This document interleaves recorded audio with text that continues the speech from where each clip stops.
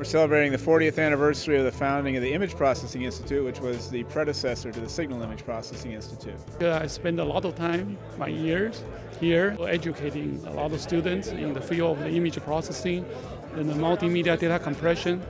I feel it's a very important and memorable event.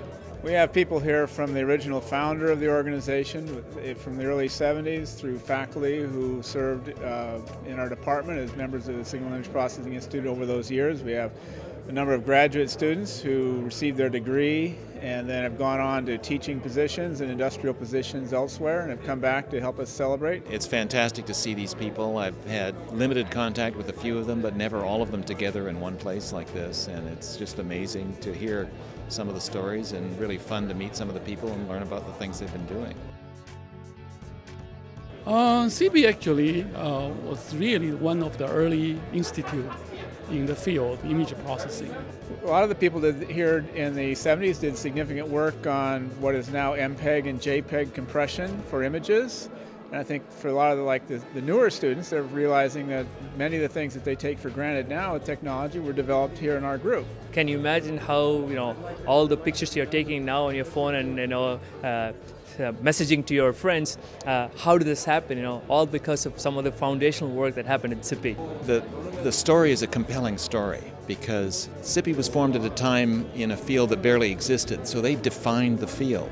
They were at the very beginning. They talked about how their computers were so inadequate and their computers couldn't work very fast. Their equipment had to be built by hand. But that was exactly why they were able to do what they did. They had the drive and the perseverance that, in spite of those obstacles, to make it happen.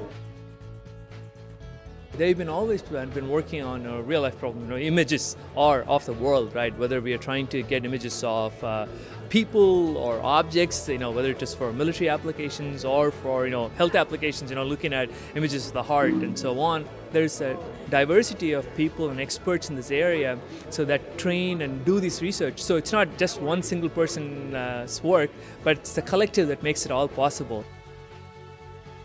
We're working in different areas. We have a lot of very good students. We have excellent faculty, so we're looking forward to many more good years. We have lots of new research areas that have emerged since the day I started, including in this area of what we've been calling behavioral signal processing, particularly in building applications that are connected to some societal problem, whether it is in learning more about how people learn, or how to solve or contribute to problems in healthcare, or matters of intelligence and security. So we've been working on a lot of these things.